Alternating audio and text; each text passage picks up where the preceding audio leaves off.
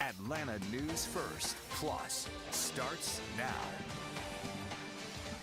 And thank you for joining us here at the First Alert Desk on Atlanta News First Plus, taking you out live to DeKalb County right now, where we are following a procession for a fallen DeKalb County firefighter who died after responding to a blaze Monday in Lithonia. You are taking a look as fellow firefighters, community members gather to pay their respects to Master Firefighter Preston Fant. He died on Monday while, again, responding to a commercial structure fire at a warehouse in Lithonia. This was a veteran DeKalb County Fire Rescue firefighter, having served his community for 21 years. Today, the fire department and DeKalb County community mourns his loss and pays their respects as a procession is taking place right now. His body being carefully and respectfully moved to a funeral home where he will continue to stay until he is laid to rest. Now, we don't have many details as far as funeral arrangements. What we do have for you, however, is a GoFundMe that has been shared, an online fundraiser that you can contribute to. It is on our website, atlantanewsfirst.com. It is also in the free Atlanta News First app. You can go to our coverage and find that link at the bottom. Again, this is all to support the family of Master Firefighter Preston Fant, who tragically lost his life while dedicating it to protecting his own community, DeKalb County. Right now, we are live for you outside of the funeral home where I believe Fant's body just arrived.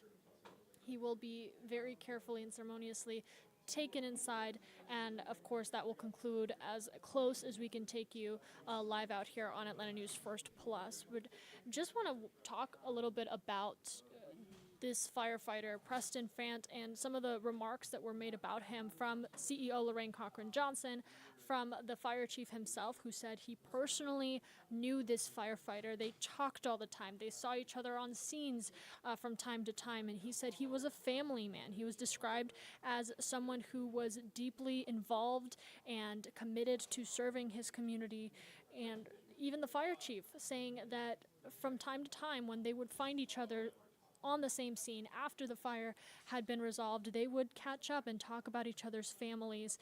Now, Fant was a father of 5, a beloved husband, and leadership describing him as a father figure through and through.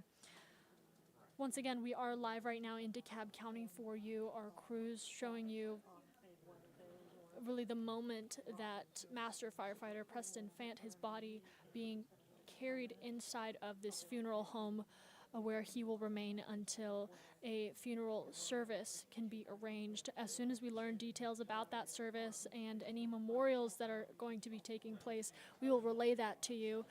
Understandably, this tragic loss happening on Monday, just 2 days ago. So some of those details still being worked out. Preston Fant dying at Grady Memorial Hospital from injuries sustained in that Monday blaze.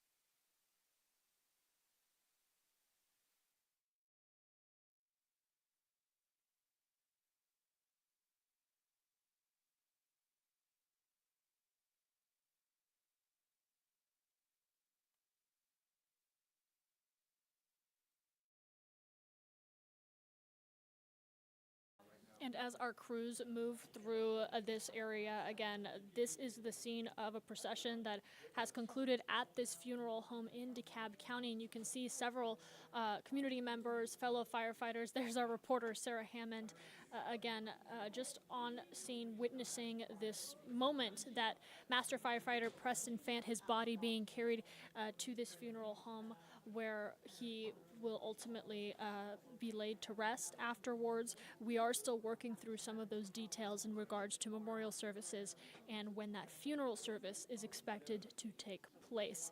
I do want to share some words from the fire chief himself, Chief Fulham, when he held a news conference yesterday to talk about this beloved firefighter. He was a great firefighter. He was a great family man. Firefighter Fant had the courage to do what is required. He ran towards danger, and in so doing, he succumbed to his injuries.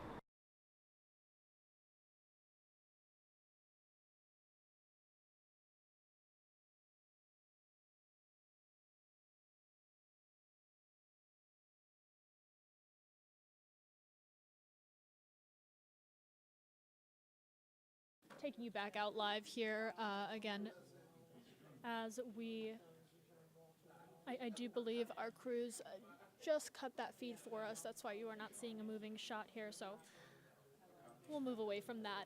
But just to let you know, that procession taking place, it was short and brief. They moved Preston Fant's body from the medical examiner's office to the funeral home, where ultimately we are expecting a funeral service to take place. However, those details have not been released at this time. We will, of course, bring you any and all updates we get right here on Atlanta News First Plus. Moving into some other stories I want to share with you. Earlier this morning in Midtown, quite the scene that we reported to you on air during our morning hours. This is out on 14th Street, right outside of a luxury hotel in Midtown, where it was the center of a deadly shooting investigation that had spanned 4 hours. Police ending up shooting and killing a man that they say was brandishing a gun in the area. Atlanta News First Don Shipman spoke to some of the people staying at the hotel here's their reaction.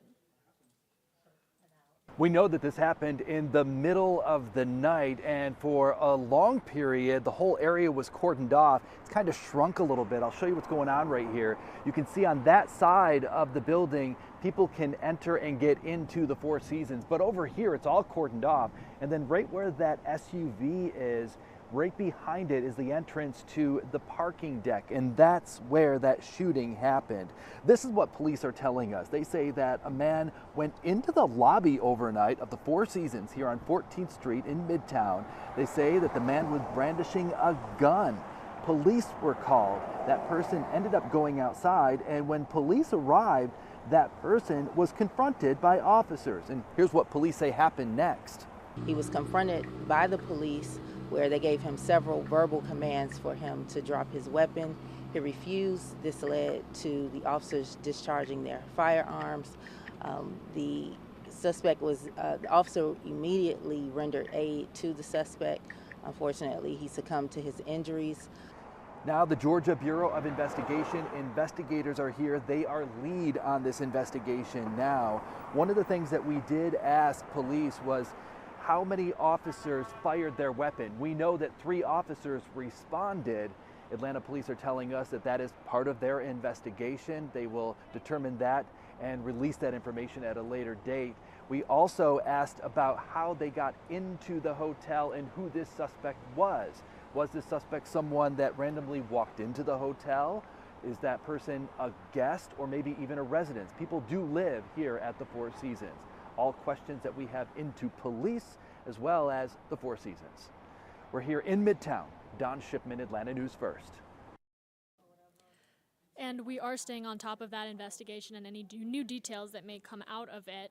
Our Atlanta News First reporter, Don Shipman, who you just heard from, will have another report for us live for Atlanta News First News at noon. I want to move into another story that we are this story that we first reported to you earlier this morning at around 3 a.m. A 17-year-old now confirmed to be dead in southwest Atlanta after police say someone shot him several times. The victim being identified. Atlanta News First, Sarah Hammond reporting from Grady Memorial Hospital with the latest details. The 17-year-old has now been identified as Cavell Bird. He was brought here to Grady Memorial Hospital, where he later died from his injuries. Now, Atlanta police say this happened around midnight. They say someone shot the teen multiple times at the Villages at Carver on Maury Avenue. Atlanta Homicide Commander Andrew Smith says officers were looking for any witnesses and surveillance video to give them a better idea of what happened. He says they are working to learn what led up to the shooting and who was involved. At this point, we do not know how many shooters. There were numerous shell casings, yes. No word yet from police on any possible suspects who were involved in this shooting. At Grady Memorial Hospital, Sarah Hammond for Atlanta News First.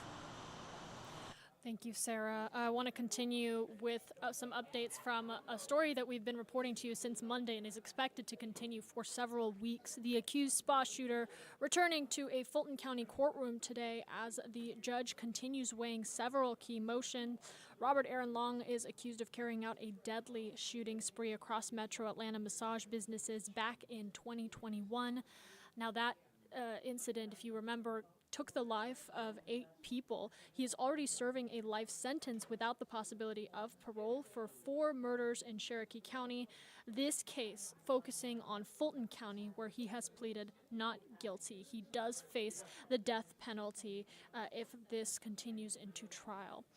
Long's attorneys are hoping to be able to ask specific questions and see if jurors will be well informed about the death penalty and any alternatives he may face in their consideration of the verdict. The judge has held off on this ruling for the time being, and Long's attorneys also now requesting to get some evidence thrown out.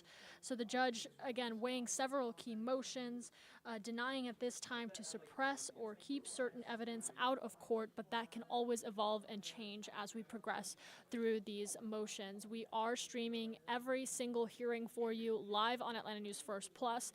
Go to our Atlanta News First page and then scroll down to our Courts and Trials channel. That is where you can expect to find it.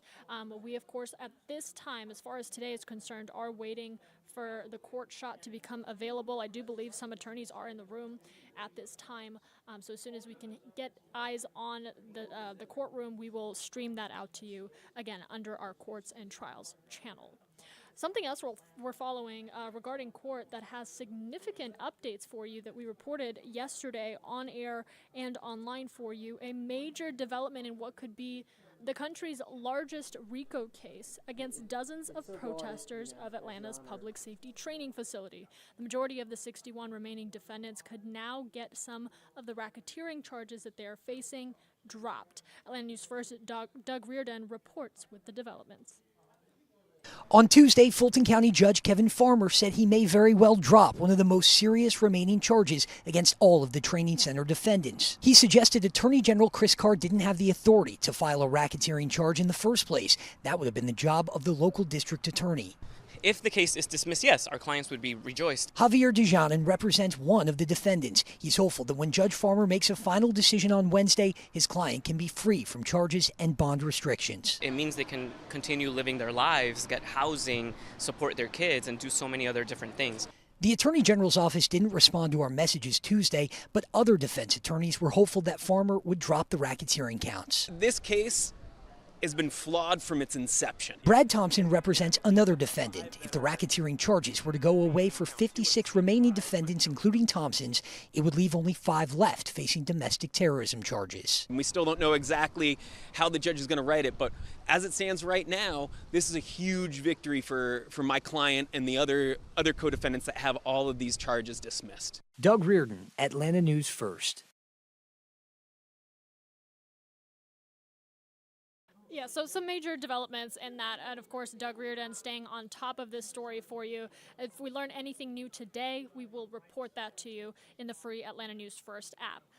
Let's talk about the weather. If you've gotten to step outside this week, you might have enjoyed some of the fall-like, picture-perfect temperatures that we are experiencing, and that expecting to continue into today as some of you start to look at your weekend plans. I want to bring in First Alert meteorologist Rodney Harris with your First Alert forecast. Hey, Maria, happy Wednesday to you. So we are really enjoying 2 seasons this week in North Georgia. What you're seeing right now, look at that, picture perfect across Atlanta. We told you that earlier this morning, Ella and I. So that'll be the story for the rest of the day today, feeling like fall really throughout the course of the day today and even tomorrow. But then we kind of turn the page into summer here over the upcoming weekend. So if you like fall, you're going to love today. If you like summer, you're going to like this weekend. Let's talk those temperatures hour by hour. At lunchtime, we're at 76 degrees. 85 will be the high around 3 o'clock this afternoon. So for perspective, yesterday we were at 82 degrees, so a little bit warmer, but the humidity will stay low. By 6 p.m., we're at 82 degrees and down to 74 degrees at 9 o'clock this evening. So the highs across the rest of North Georgia.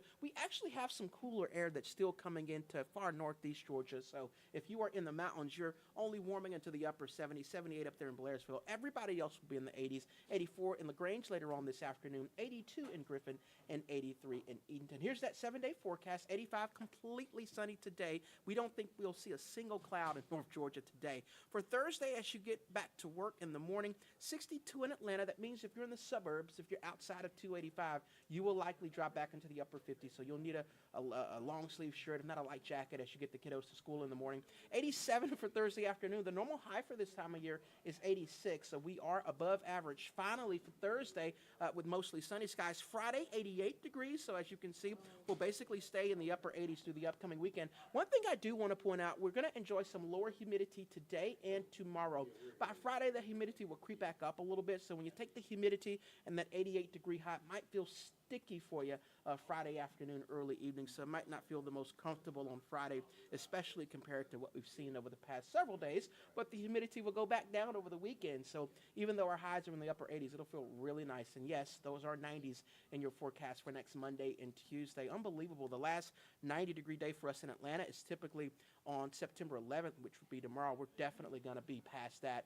So far, we've seen 52 90-degree days in Atlanta, which is well above the average. We'll add to that here next week. I want to take you to the tropics because today is a special day. First of all, there's no activity that we're forecasting over the next 7 days in the Atlantic Basin, so we're not watching anything anytime soon, but this is the peak of hurricane season statistically today, September 10th, and we don't have anything out there. We've only had 6 named storms so far this season. We typically have 14 every season, so we are below average, and we're kind of behind schedule on the storms. We like it, of course. I do want to point out, and you see this chart here on the right-hand side of your screen. I'm going to make that full page. So the peak of hurricane season is today, but the season doesn't actually end until November 30th, and as you can see, we definitely get storms beyond today and through October especially. So just because we're behind schedule doesn't mean that we won't see any additional storms. We certainly will. And we want to always remind you that it only takes one. So we talk about these numbers all the time, but it only takes one landfalling storm to produce some issues. So that's something we're going to definitely continue to keep you up to date on. But nothing happening in the tropics over the next 7 days, at least in the Atlantic Basin, and nothing happening closer to home. You can enjoy a rain-free 7-day forecast, which includes no first alert weather days. First alert meteorologist Ella Dorsey, she is working on your updated forecast. She'll have that for you on Atlanta News First at 9. You can always find your forecast on the First Alert Weather app. We hope you guys enjoyed this amazing Wednesday, and until next time, we'll see you soon. Stay up to date on your latest weather from the largest team of meteorologists in the Southeast. Download the First Alert Weather app for hour-by-hour forecasts and join us every weekday at 11:30 a.m. on ANF+. You can also text weather to the number on your screen, and we'll send a link directly to your cell phone.